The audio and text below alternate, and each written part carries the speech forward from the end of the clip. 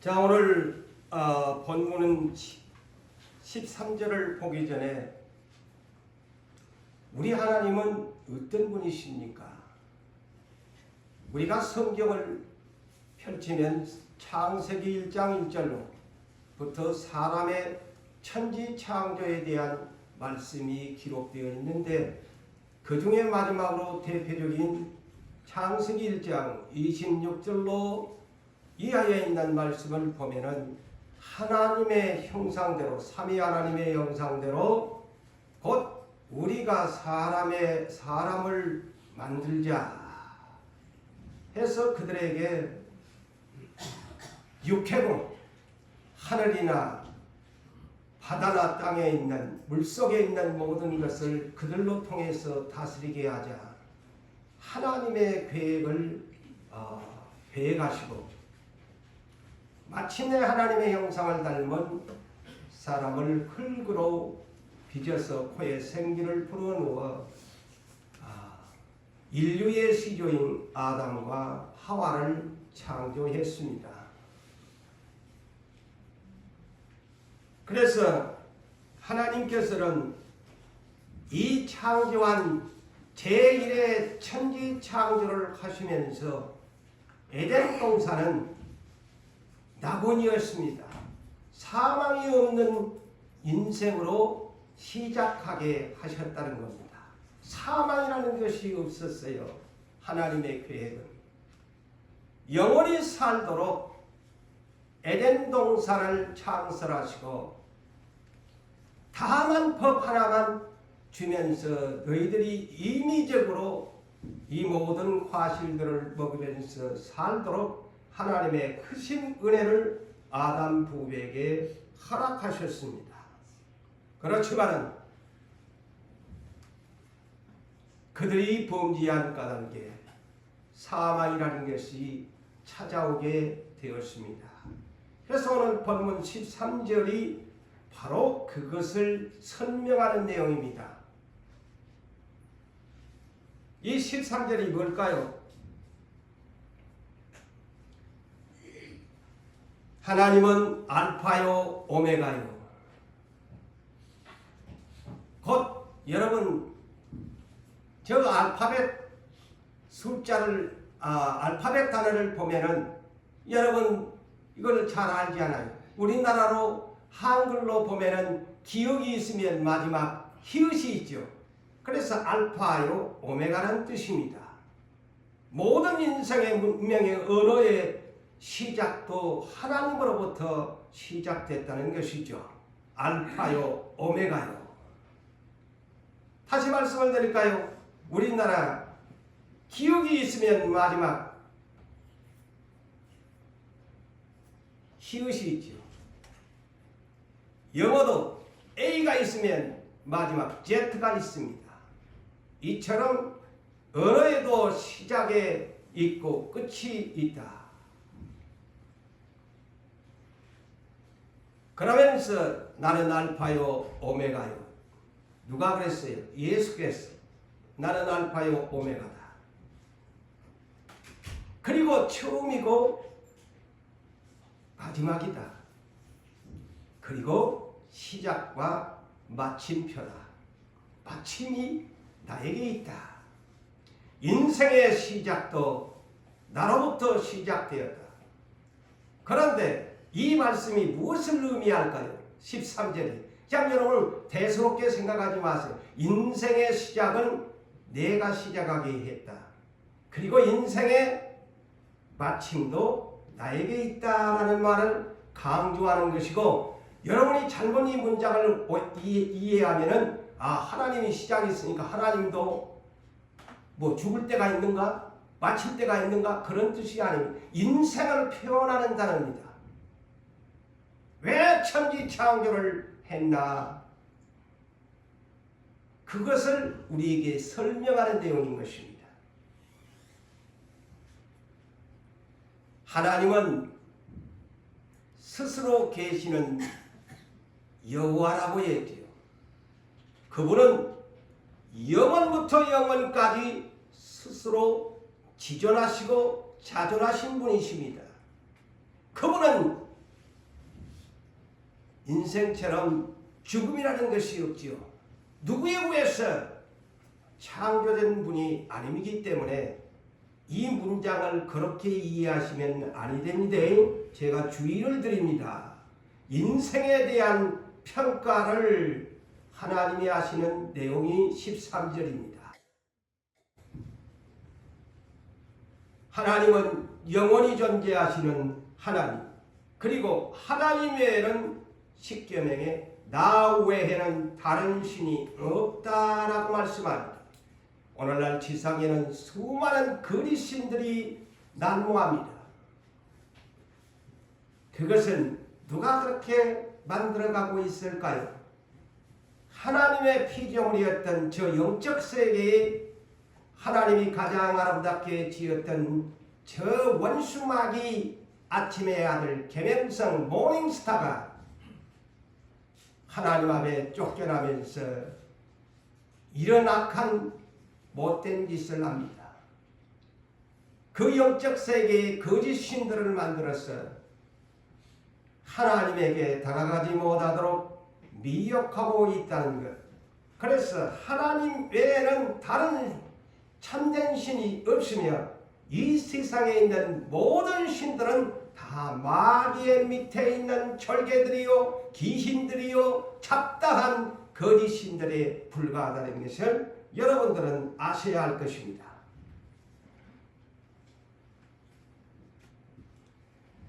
사랑하는 성도 여러분, 전도서 3장 11절에 보면은 이런 말씀이 있습니다. 하나님이 모든 것을 지으시되 때를 따라 아름다움을 있게 하셨다. 이거 이 사계절이죠. 지금 이제 이 한국 땅에도 봄의 계절을 맞이하고 있지요. 벌써 꽃이 피기 시작합니다. 이 사계절을 하나님께서 아름답게 사계절을 주어서 꽃필 때가 있고 열매를 맺을 때가 있고 열매를 거둘 때가 있고 빨가벗긴 앙상한 가지의 겨울도 있기에 이렇게 하나님이 하셨다. 그런데 사람들에게는 어떤 사모하는 마음을 주셨느냐면 영원히 사는 사모하는 마음을 주셨다. 영원히 살 수 있는 사모하는 마음을 주셨다는 거예요. 그래서 비그리스도인이나 오늘날 크리스찬들은 우리는 당연히 천국을 소망하죠. 그 하나님이 천국을 소망하도록 영원히 살 수 있는 소망을 주셨어요. 그런데 오늘날 비그리스도인들은 그냥 어떻게 합니까? 거짓신을 믿으면서도 죽으면 다 좋은 데 갔을 겁니다. 그게 뭘까요? 하나님이 인생을 지을 때에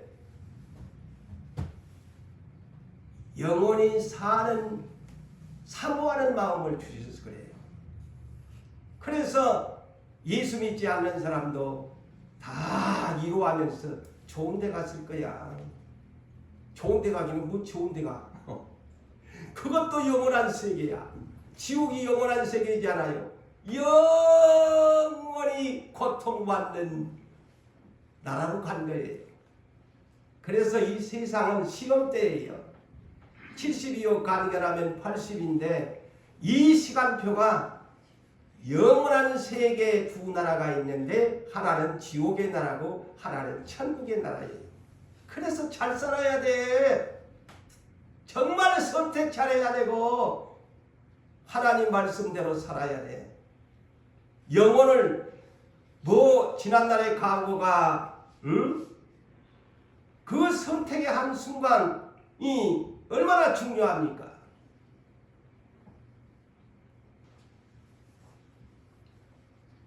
그런데 이렇게 영혼을 사모하는 마음을 하나님이 주셨지만 그러나 하나님이 하시는 일의 시종을 시작과 마침을 사람으로서는 측량할 수 없게 하셨느니라.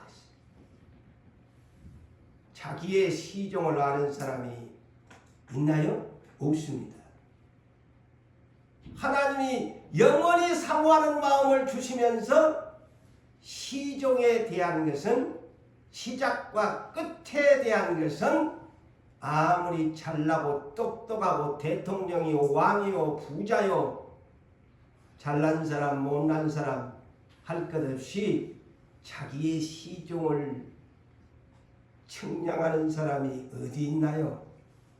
그러면서도 다 잘난 척하잖아요. 저도 그렇고 여러분들도 그렇게 지금까지도 산지도 몰라요. 그래서 우리가 복음송에 내일 일은 난 몰라요, 하루하루 살아요, 이 찬송입니다. 내일 일을 누가 알아? 대한민국에 이렇게 온 대통령이 탄핵을 받고 금수강산이 그냥 산불이 타서 누가 그럴 줄 알았어? 3만 명이 훨씬 넘는 사람이 대피령을 하고 집을 잃고 지금 우리는 지금 행복한 거야. 감사한 거야. 집이 언제 지어서 들어갈지도 몰라. 가난하다고 한탄하지 마세요. 지금 수많은 사람이 집을 잃고 생명을 잃고 있잖아요. 측량할 수 없지 않아요? 누가 불날 줄 알아? 아까 소식 들으니까 저 지난날의 버마, 오늘날은 미얀마라고 하죠. 그 나라가 대지진이 나가지고 7.7이 났다고 그러잖아요. 세계 곳곳에 예측 불허의 주님이 가까운 날이 오고 있어요. 성경대로 지진이 일어나잖아요. 산들이 타가고 바다가 죽어가잖아요.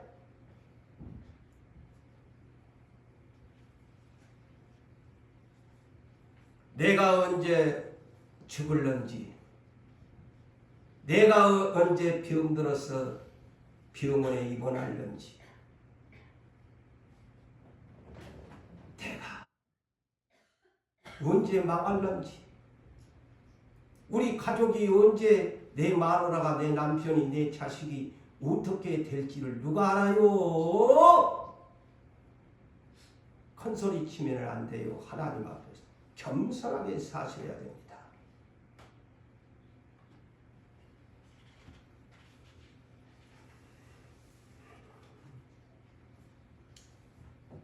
다윗이 고난 중에 고통을 당하니까 이런 기도를 한 적이 있어요.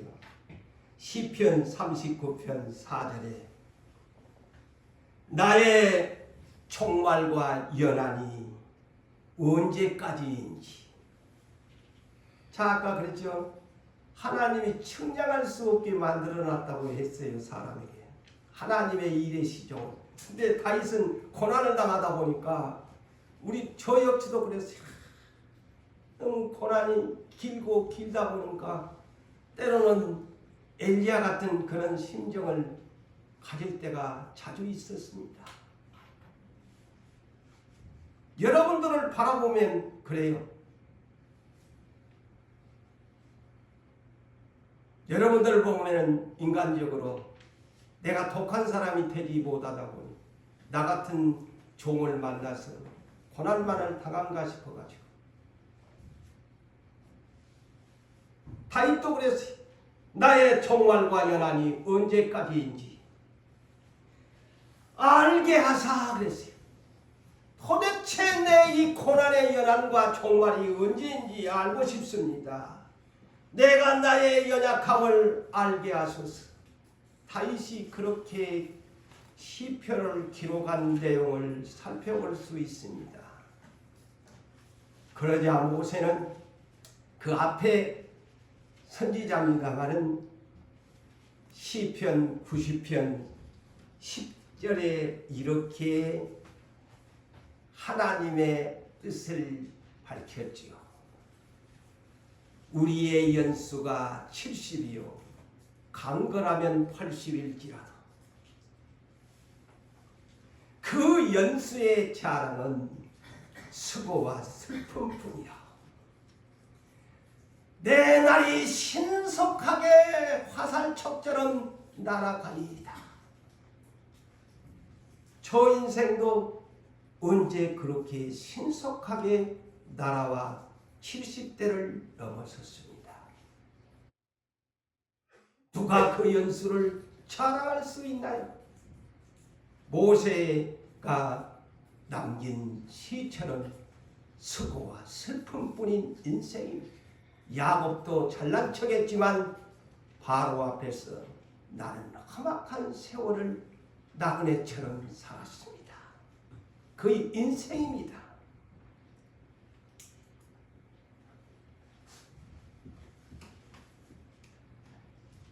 자, 하나님이 때를 정하셨어요. 전도서 3장 1절 이하에 범사에 기한이 있다. 모든 일에 기한이 있다. 그리고 두 번째는 목적을 이룰 때가 있다. 사랑하는 성도 여러분들이여, 우리에게도 범사가 기한이 있을 것이고 목적을 이룰 때가 올 것입니다. 아멘. 심을 때가 있으면 거둘 때가 있고 울 때가 있으면 웃을 때가 오게 되어지고, 저 가지에 앙상한 가지가 다 뻘거벗고 부끄러운 나체처럼 서 있지만 봄이 왔으니 그 봄에 움이 트고 이파랑이가 나고 꽃이 피고 열매를 맺게 될 것입니다. 우리에게도 그날이 오고 있습니다. 아멘. 사람이 출생하였으면 죽을 때가 옵니다. 건강한 사람도 병들 때가 옵니다. 그 성경에서 전도서 3장에서 인생관에 대해서 솔로몬이가 남긴 글이지요. 그래서 사도 바울은 히브리서 9장에서 뭐라고 합니까? 27절에 한 번 죽는 것은 사람에게 정하신 것이다. 정하신 것인데 죽음이 누구한테나 오는데 반드시 알아야 될 것이 뭐냐? 그 후에는, 죽은 후에는 심판이 있다는 것을 알아라고 합니다. 심판이 있다는 것을. 농부가 농사를 지으면 씨를 뿌릴 때가 있지만 거둘 때가 되어가지고, 과일도 상품 가치가 있는 과일, 가치가 없는 과일로 구분합니다. 어부도 고기를 잡으면 팔 가치가 있는 고기인지 버려야 할 고기인지 그물에서 판단합니다. 농부가 농사를 지었으니 이것은 내 집 창고로 들어가서 먹을 것인지 쭉정이 나서 거름더미에 던져야 할 것인지 농부가 판단합니다. 그것이 만물의 영장인 하나님의 사람으로 이 세상에 왔는데, 주인 되시는 하나님이 사람 노릇을 했는가 사람 노릇을 못했는가, 악인으로 살았는가 의인으로 살았는가를 구분하지 않겠습니까? 그래서 하나님 앞에 행동을 잘해야 된다는 겁니다. 하나님이 보고 있으니까.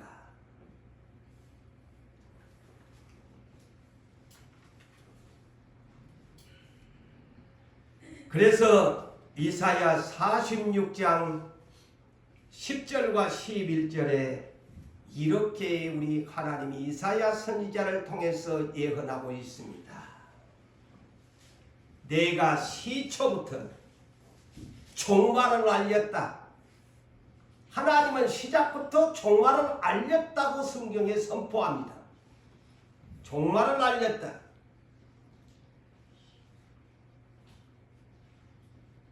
이후에 또한 하나님이 이러한 일들을 하실 일을 또한 보여주었다. 이렇게 하게 될 것이다. 홍수의 심판을 보여주었잖아요. 소돔과 고모라의 유황불 심판을 보여주었잖아요. 이렇게 해야 한다. 이러기를 자 이렇게 하시면서 하나님이 뭐라고 하느냐. 나의 뜻이 설 것이니 내가 나의 모든 기뻐하는 것을 내가 이루게 할 것이다. 내가 말하였은즉 나 하나님 창조자가 말하였은즉 반드시 이룰 것이요 계획하였은즉 반드시 시행하리라. 뉴부산 교회에 말씀하셨으니 뉴부산 교회를 계획하셨은즉 반드시 이루고 시행할 것입니다. 아멘. 그래서 하박국 2장 3절에도 하나님의 계시 묵시는 애어는 정한 때가 있다. 결코 거짓되지 아니하리라. 비록 더딜지라도 기다리래. 더디다고 까불지 말고 쭉정이처럼 떠나지 말고 비록 더딜지라도 까불어대서 날아가지 말고 기다리래. 사울왕이 기다리라고 했는데 일주일을 못 기다려서 하나님 앞에 능박해난 자가 됐습니다. 기다리라. 반드시 응하리라. 그게 하나님이 쭉정인가 아닌가를 보는 겁니다.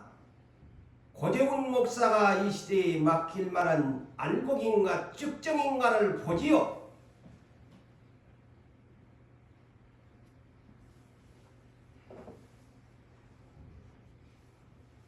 모든 시작과 처음과 나중이 주인 되시는 하나님께서 13절을 제가 계속 설명하는 내용입니다. 계시록의 특징이 무엇일까요?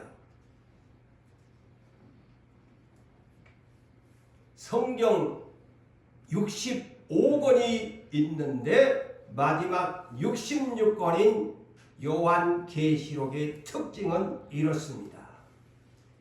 1장 8절에 분명히 오프닝을 하면서 나는 처음이요 나중이요 알파요 오메가를 그때부터 시작합니다. 그리고 2장 8절에 가서도 한 교회를 소개하면서 여기에서도 나는 처음이요 나중이다 를 소개합니다. 항상 강조합니다. 늘 그래서 잘해라는 겁니다. 처음도 나로부터 교회도 나로부터 모든 것이 하나님으로부터 된다.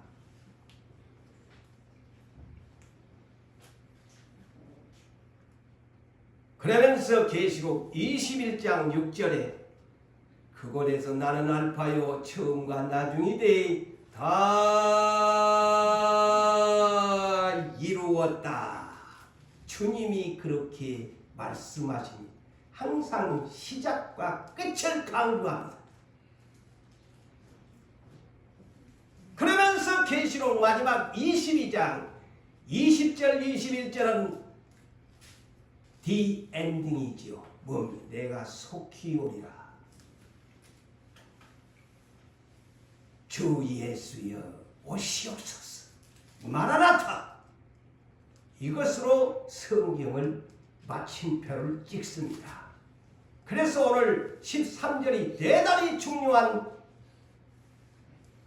해석을 여러분이 바르게 이해하셔야 이 계시록의 특징을 이해하게 되어집니다. 처음부터 마지막까지 이 13절을 알아야 돼요.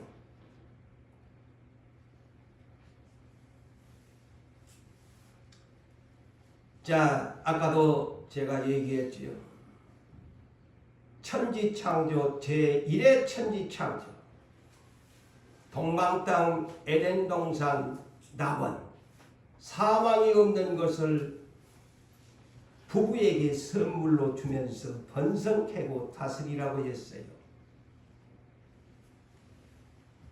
그런데 그들이 범죄하고 말았죠. 그래서 예수 메시아가 다시 오실 수밖에 없었죠. 그래서 초림 예수가 오셔 죄인들의 죄가를 도말하여 어린 양의 유월절로 죄에서 해방을 시켜준 구원을 주었어요. 근데 오늘날 구원관이요, 죄에서 해방을 시켜주었다는 이 개념을 잘못 이해해가지고 한번 선택하면 그냥 저 영원한 천국까지 그냥 죄를 지어도 저 이단들이 얼마나 많아요. 박옥수 같은 그런 목사가 뛰가는 데는 한 번 구원받았으니 영원히 구원이다. 아이고, 말도 안 되는 성경을 애곡해도 그렇게 애곡한데 또 그런 데는 그렇게 잘 때더만요. 쉽게 예수를 믿으니까.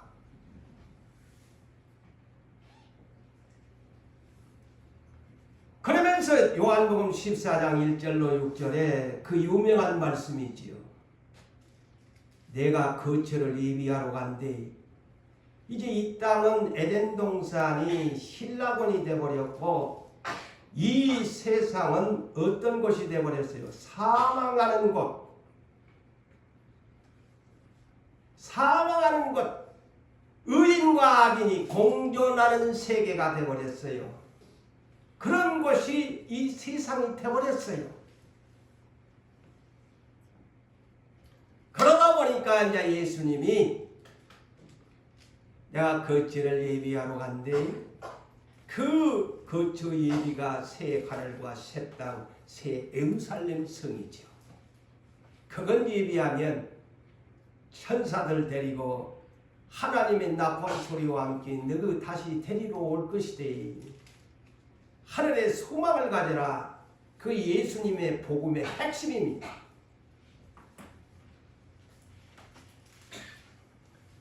이 땅에는 의인과 악인이 함께 살 수밖에 없으니 의인이 괴로운 거야. 그래서 의인이 고난이 많은 거요. 죄인들하고 사니까. 그런데 예수님이 다시 새 하늘과 새 땅을 창조하고 나서 우리를 재림하여 데리러 오면 우리가 살 곳은 어떤 것이냐? 거룩한 나라, 죄가 없는 것, 사망이 없는 것, 의인들만 사는 나라, 하나님의 형상만을 닮은 사람들만 함께 하나님과 함께 사는 나라를 우리에게 약속으로 주신 것입니다. 그래서 이 땅에서 우리가 사는 동안 죄인들과 함께 사니까 믿음으로 살기가 힘들지 아무개야. 그렇지만 이겨야 된대. 이겨야만이 네가 그 나라에 갈 수 있단다. 믿음으로 이겨라. 믿음으로 지켜라. 네 마음을 지켜야 생명의 근원이 이에서 나기 때문에 이겨야 된다.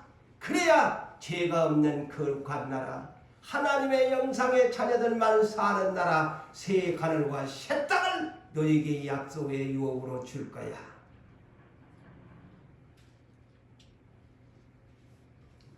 성도 여러분, 본문 13절의 인생의 시작, 하나님으로부터 시작됐습니다. 그래서 이 세상은 죄와 죄가 함께 공존하는 세계에서 우리가 살아갑니다. 자칫 정신 안 차리면 의인이 죄인으로 변하는 세계 속에 살아갑니다.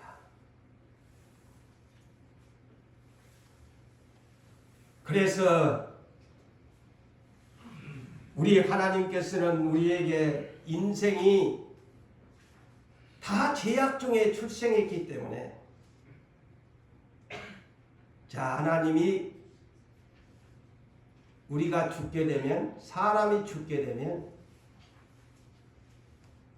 몸은 흙으로 돌아가고 영혼만 하나님께로 올라갑니다. 그래서 그 영혼은 어디에 가? 낙원으로 갈 사람, 음부로 갈 사람 나눠집니다. 영혼, 이 안에 있는 영혼이 낙원으로 갈 영혼, 음부로 갈 영혼. 그 누가복음 16장에 잘 예수님이 거지 나사로와 부자에 대한 것을 설명해 줬잖아요. 그렇게 간다. 성경에 답을 써놨어요. 그런데 제2의 천지 창조, 예수님이 우리를 데리러 올 때 이것이 완성되면 우리는 새 하늘과 새 땅 새 예루살렘 성으로 가야 합니다. 여기에는 신령한 영혼이 가는 것이 아닙니다. 부활의 몸으로 갑니다.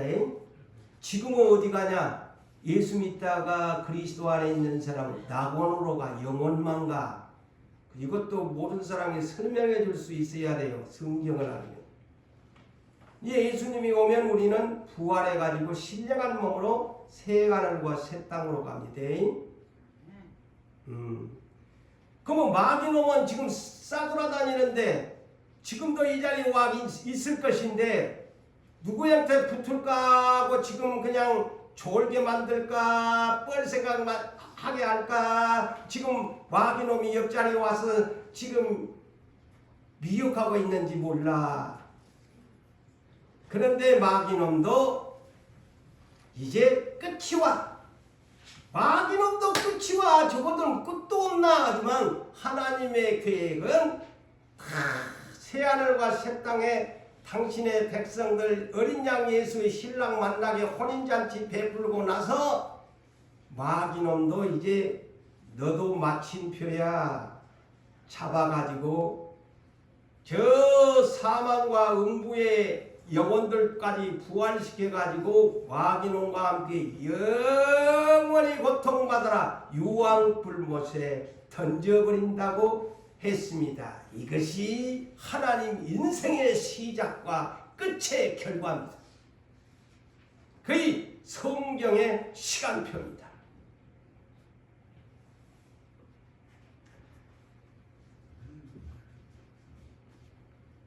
자, 그래서 우리의 소망은 다시 오실 예수 그리스도, 새 하늘과 새 땅, 새 예루살렘 성에 입성하기를 영원을 사모합시다. 네. 오늘 14절을 봅시다. 이 새 예루살렘 성에 가려고 하면 이 14절을 문제를 풀어야 돼. 뭐냐? 자기 두루마기를 빠는 자들은 복이 있대. 아이고, 빨래 빠는 사람이 쉬운 말로 뭔 복이 있어. 저 인도를 보고 제가 어제 어떤 여행 프로를 보니까 못 사는 사람들이 남의 빨래거리 갖고 와서 강가에서 막 빨래 피는 도 좋지도 않은 것 같고, 저 못 사는 저 마다가스카르라는 그 아프리카의 큰 인도양 쪽에 있는 남의 그 빨래 갖고 와서 강가에 앉아서 그 빨래 해주면서 먹고 삽니다. 뭐 빨래 하는 사람이 복 있어. 근데 여기에 자기 두루마기를 빠는 사람이 복이 있대. 자, 성경은요 물길에 있는 사람이 복 있다고 안 합니다. 자, 이 복의 개념을 우리 기독교인들이 기복신앙, 그래서 기복신앙 하면 문제가 많아요. 하나님이 말씀하는 복은 그거이 아니에요. 제가 언제 시편 1편을 제가 한번 또 제가 설교를 언젠가는 하겠지요. 복 있는 사람이 어떤 사람인가?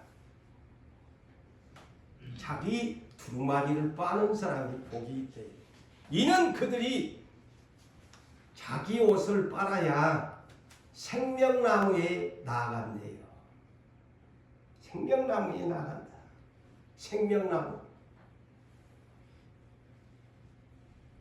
아담이 따먹다가 못 따먹게 되어버렸잖아요. 인류가 그때부터 생명나무 열매를 못 먹어. 우리는 그러면서 이 생명나무에 나아가면서 문들을 통하여 이 문들이 뭘까요? 본문에 새 예루살렘 성 하나님과 어린 양의 보좌가 있는 곳, 생명나무가 있는 곳, 이 성에 들어갈 권세를 받는데 두루마기를 빨아야 그 성에 들어갈 자격이 되고 생명나무 먹을 자격이 된다는 거예요. 응? 자, 반대로 아담이 가지고 지어 입혀가지고 에덴 동산에서 쫓아내버렸잖아. 반대로 쫓아내버리잖아요. 가지고 입혀가지고 네 나가. 자, 너는 졌으니까 나가라는 거야. 그런데 누가 이 생명나무 먹을 자격이 있나? 자기 두루마기를 빠는 사람이 먹을 자격이 있다. 계시록 2장 7절에 에베소 교회 마지막 이기는 자는 나본에 있는 생명나무의 열매를 주워 먹게 하리라 그랬어요. 생명나무 열매를 먹어야 사는 거야. 영생의 나무기 때문에.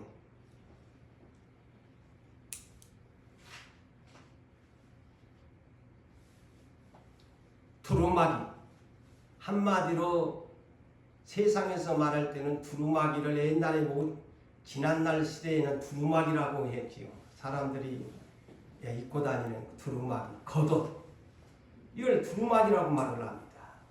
두루마기를 빠는 사람이 복이 있다. 자, 아담 부부가 창세기 2장 25절을 보면 원래 그 사람들은 옷 안 입었어요. 옷 안 입고 부부가 있는데 다 드러내도 뛰놀고 다녀도 벌거벗은 줄을 부끄러워하지 아니했다. 이렇게 기록했어요. 근데 이 벌거벗은 것을 부끄럽게 하는 것이 언제부터냐? 생명나무만 따먹으면 될 텐데 뻘 생각하다가 욕심부리다가 선악과나무 열매 도둑질하다가 어머나 눈이 팍딱 해가지고 어떤 것이 보이느냐? 어머나 내가 죄인이네, 내가 뻘거벗었네. 그래가지고 하나님이 나타날까 싶어가지고 동산 나무 사이에 숨어가지고 하나님 오면 어떡하지? 큰일 났네. 왜? 뻘거벗은 것이 보이거든이지. 그때는 죄를 모르니까 뻘거벗은 것이 부끄러운 줄 몰랐는데 마귀는 말을 듣고 보니까 진짜 좋은 눈이 아니고 나쁜 눈이 열린 거야. 자기 몸뚱아리가 뻘거벗었어. 어머나 큰일 났네. 남자는 남자대로 가리고 여자는 여자대로 가리고 나무 뒤에 숨어가지고 아담아 내가 어디 있느냐. 아이고 하나님 내가 뻘거벗어가지고 나무 뒤에 숨었거든요. 내가 그것을 물어봤나? 맹 먹지 말라고 한 것 먹었니? 그러니까 그렇지.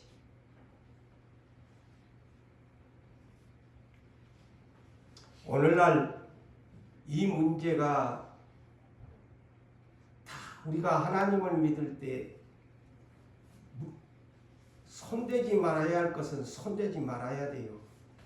이러다가 이런 죄를 범합니다. 정직하게 살아야 됩니다. 에? 아담 욕하지 말고 오늘날 다 아담이고 하와잖아요.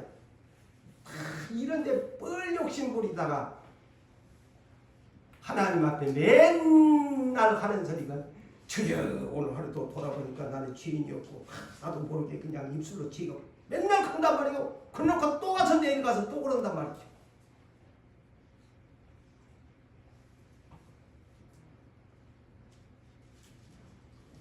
그러니 하나님이 창세기 3장 21절에 이제 이것들은 너희는 죽어야 된다 하고 사망 선고를 내려놓고 그냥 뻘거벗겨 가지고 보낼 수가 없어서 하나님 자비와 긍휼이 있어가지고 양 한 마리 양을 잡아가지고 가죽을 비켜가지고 너희 옷 입고 이거 나가 에덴 동산 이제 나 신랑을 만들어 버릴 거야. 그리고 쫓아내는 거야.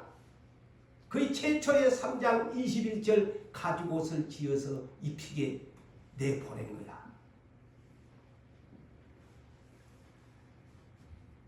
그로부터 인생은 두루마기를 입어야 돼요. 두루마기를 입어야 돼.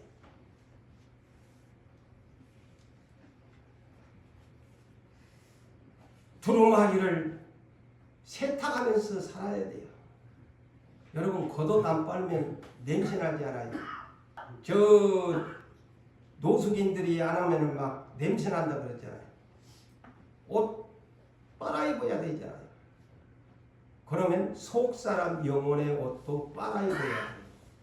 겉사람 옷만 빨아입으려고 하지 말고 당신이 정작 하나님 앞에 가야 할 먼저 가야 할 것은 영혼이요 영혼. 몸뚱아리는 나중에 예수님 올 때가 먼저 갈 것은 몸뚱아리가 아니고 어디? 순서가 내가 오늘 밤 죽으면 내 영혼이 하나님 앞으로 먼저 간다니까? 그러면 뻘거벗고 갈 거야? 두루마기 입고 가야지. 제가 그래서 이 앞전에 고린도후서 4장 16절에 겉사람과 속사람에 대한 설교를 했잖아요. 속사람이 영혼의 옷을 입어야 돼.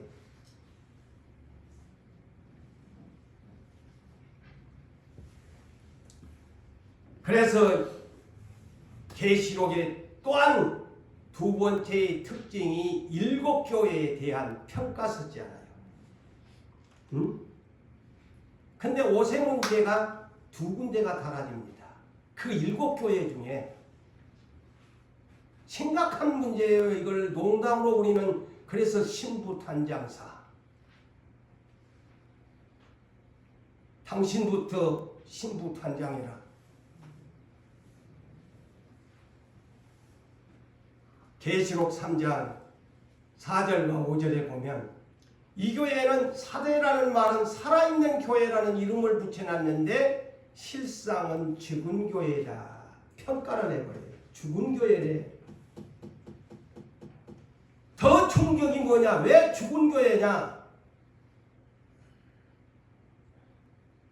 그 옷을 더럽힌 자들이 많다. 오늘 본문 14절에 자기 두루마기를 빠는 자들이 많다는 말이요. 여러분 이 해석을 그렇게 하세요. 자기의 두루마기를 빨지 아니하고 더러운 옷을 입은 사람들이 많고 흰옷 입은 사람이 두루마기 입을 사람이 몇 명밖에 아니 몇 명이면 손가락으로 꼽을 만큼밖에 안 된다는 충격적인 교회 평가서입니다. 그런데 오늘날 지상교회가 이것을 가르쳐줘야지요. 시대가 되면. 당신 옷 입었나? 아이고 나 날마다 명품 옷 입고 다니는데 무슨 쓸데없는 목사님 그런 말씀. 당신 속사람 영혼의 옷 입었냐 이 말이요.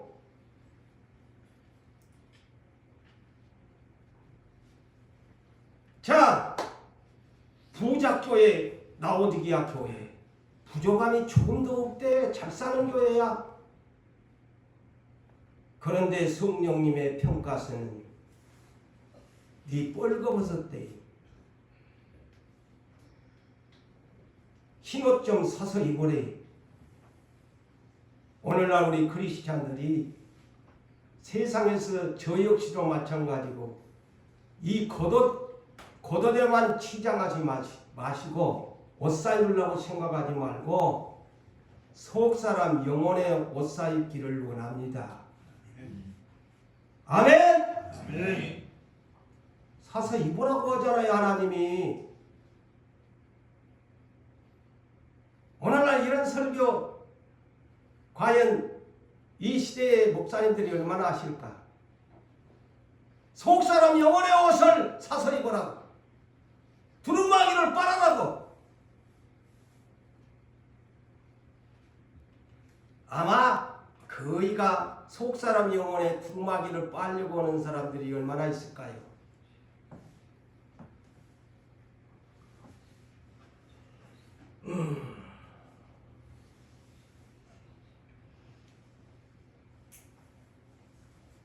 어떤 사람이 지혜로운 사람일까요?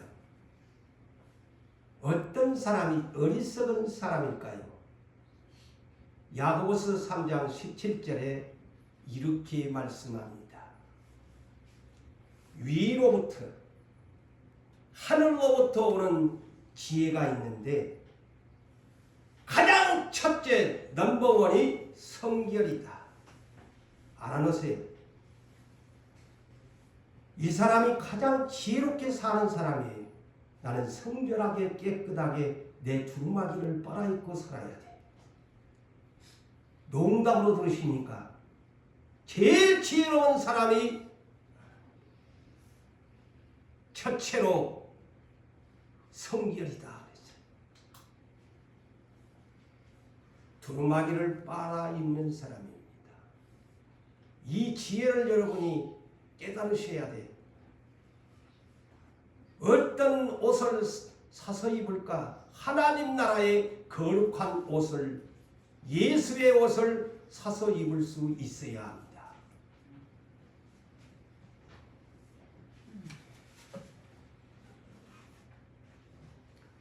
자, 그래서 갈라디아서 3장 27절에 그리스도의 옷, 세례의 옷, 물세례, 성령세례, 어린 양의 보혈의 피로 씻은 피의 세례의 옷을 입은 사람이 그리스도의 옷을 입은 사람이고, 로마서 13장 11절에서 14절에 어떤 사람이 그리스도의 빛의 갑옷을 입은 사람이냐? 차지하는 사람이에요. 어둠에 속하지 아니하고 밤에 속하지 아니하고 날마다 정신 차리고 깨어 있어서 육신의 일을 도모하지 아니하고 그리스도의 일을 생각하고 우리 예수님의 말씀대로 살아가는 사람이 그리스도의 옷을 입은 사람이고, 또 어떤 사람이 그리스도의 옷을 입은 사람이냐? 골로새서 3장 12절에 마음과 성품과 행동의 옷을 입는데 자비, 긍휼, 온유, 겸손, 오래 참음의 옷을 입으라 그랬어요. 이것이 자기 두루마기를 빠는 사람이다 이 말입니다. 한 번 설교 들어갔고는 아마 여러분 이해가, 저는 이제 영적인 깊이를 알다 보니까 이렇게 합니다만 이것을 명심하시고 되새김질을 하십시오. 그래야 천국 갑니다.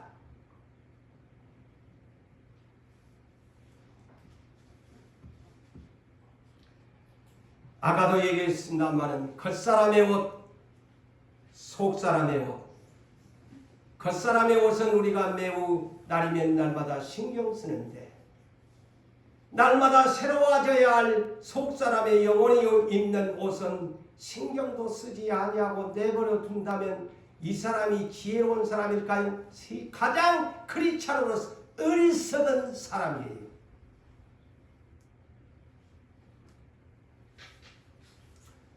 자, 구약 시대에도 이 사실을 성경에 기록해서 옷 빨아입지 아니하면 하나님 못 만나는 것을 출애굽기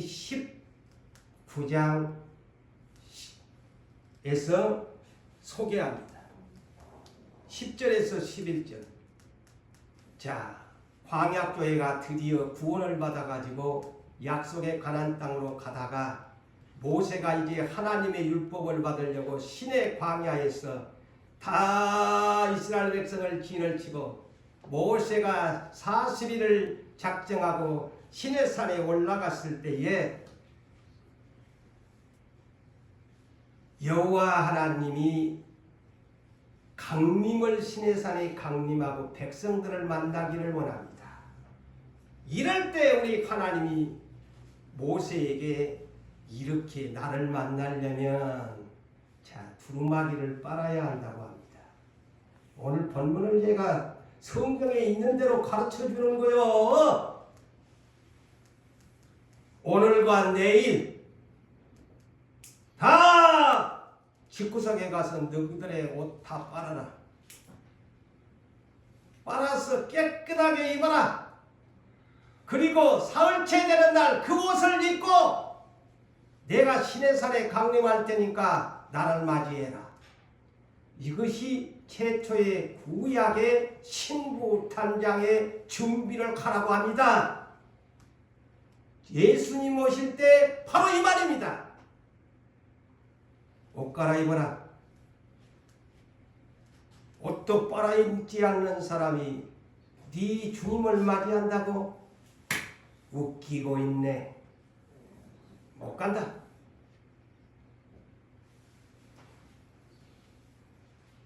이것이 구약 광야교회의 대표적인 재림의 예수를 만나려면 이렇게 옷을 준비해야 된다.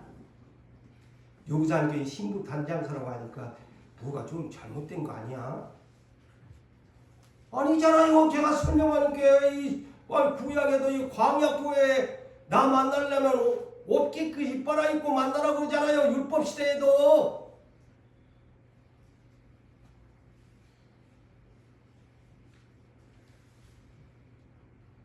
계시록 6장 9절에서 11절에 순교자들이 하나님 앞에 땡깡을 놓습니다. 순교자들의 영혼들이 아니 땅을 심판할 언제까지 땅을 심판하지 않고 땅의 사람들을 심판을 안 하렵니까? 아니 우리가 하나님을 위해서 피를 흘려 이렇게 순교자가 됐는데 도대체 땅은 언제까지 저렇게 사람들을 심판하고 나눌랍니까? 우리의 좀 원한 좀 풀어주세요 하니까 얘들아 잠깐 더 좀 쉬고 있어라. 너희들처럼 너희 동료들 형제들이 순교자의 수가 차기까지 기다리라.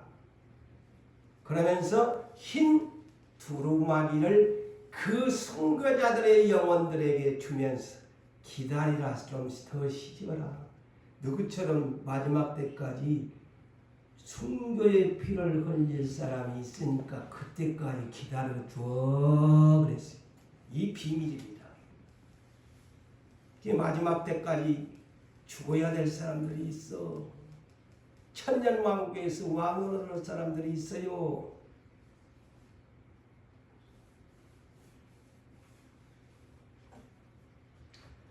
성도 여러분, 자, 우리는 부활 전에는 영원히 입는 옷 나곤에 가서 옷을 입고 순교자들처럼 흰 두루마기를 하나님으로부터 받아야 돼.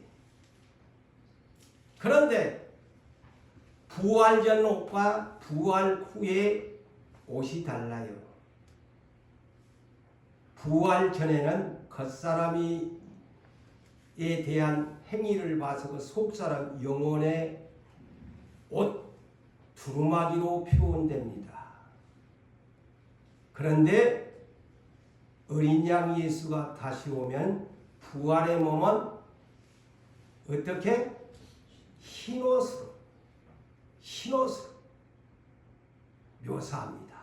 그래서 제가 계시록을 보면서 두루마기가 따로 있고 영혼이 없는 두루마기가 있고 부활케 가지고 입는 흰옷이 따로 있다.